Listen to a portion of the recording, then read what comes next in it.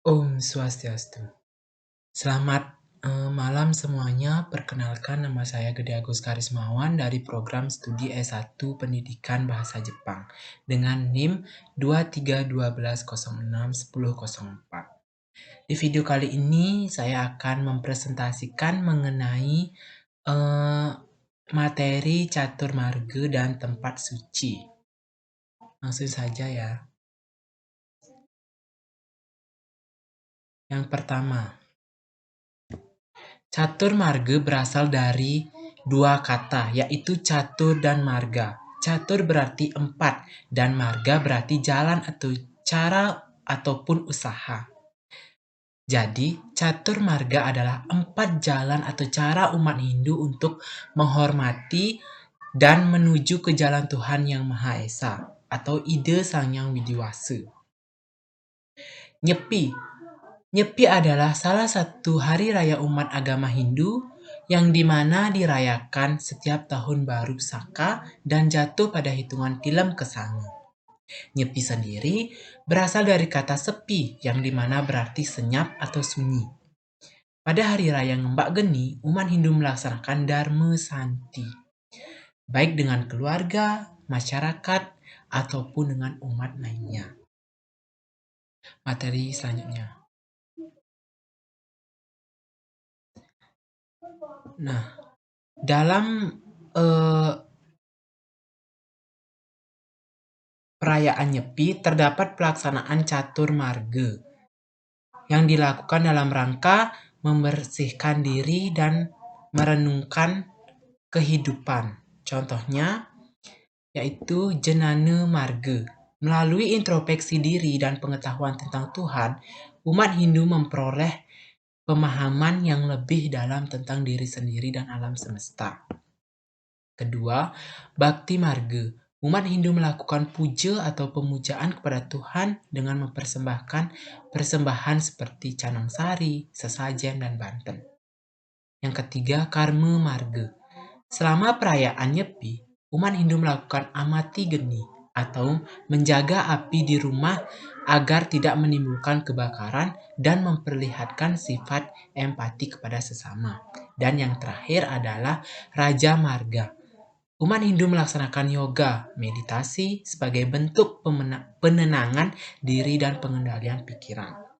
Selanjutnya contoh pelaksanaan Ngembak Geni dalam catur marga.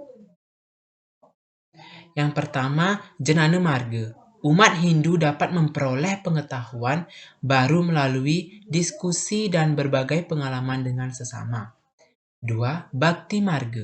Umat Hindu melakukan puja atau pemujaan kepada Tuhan dengan mempersembahkan persembahan seperti canang sari, sesajen, dan banten.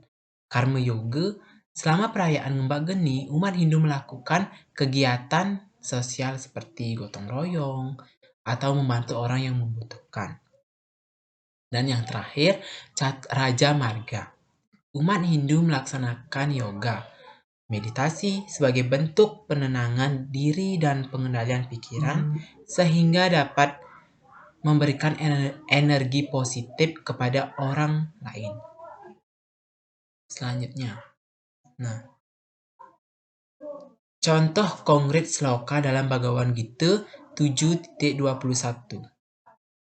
yaitu sarana persembahan kita yang sederhana seperti canang sari. Antara daerah satu dengan daerah lainnya di Bali mempunyai bentuk canang yang tidak sama, baik itu berasal dari ukurannya, ada yang segitiga, ada bundar, terdapat segi empat, kemudian terdapat yang berisi beriringan, serta terdapat yang polos. Sloka ini mengajarkan kita untuk saling menghormati dan menghargai perbedaan yang terdapat. Janganlah saling menghina dan menyombongkan agama. Selanjutnya, dalam beragama yang bisa dilakukan tentang Sloka Sarasa Muscaya 1.4 yakni melakukan perbuatan yang baik untuk membantu diri sendiri dan orang lain dari kondisi sengsara. Etika pengabdian pada sesama, dan tanpa mengharapkan imbalan.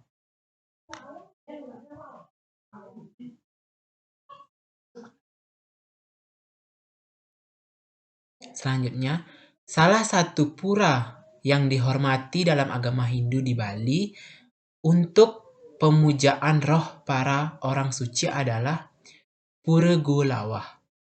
Pura ini secara khusus didedikasikan untuk menghormati roh para orang suci atau arwah leluhur yang dipercayai menghuni gua tersebut.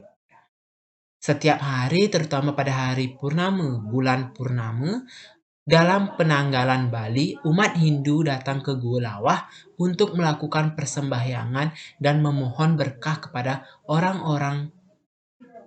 roh-roh orang suci yang dianggap suci dan kuat. Selanjutnya, materi selanjutnya. Nah, di sini ada.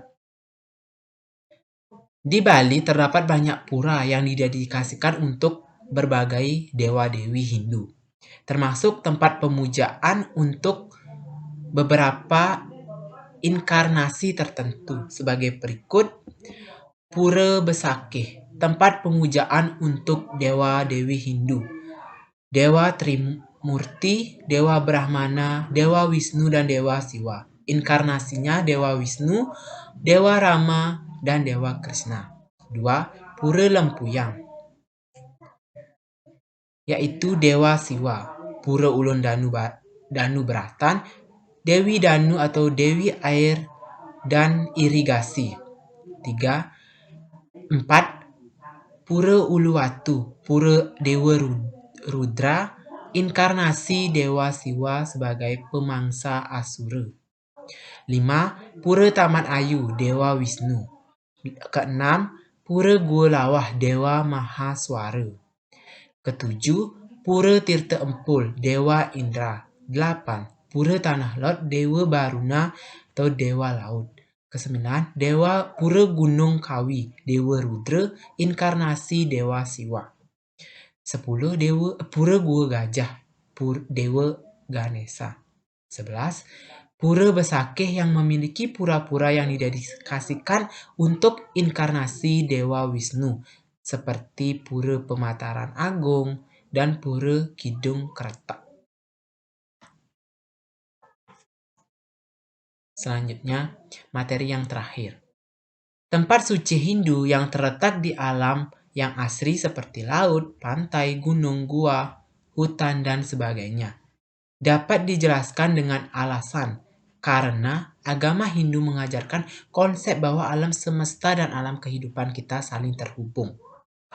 Tempat suci yang terletak di alam yang asri memungkinkan umat Hindu untuk merasakan keterkaitan spiritual mereka dengan alam dan mencapai keselarasan dengan lingkungan alam.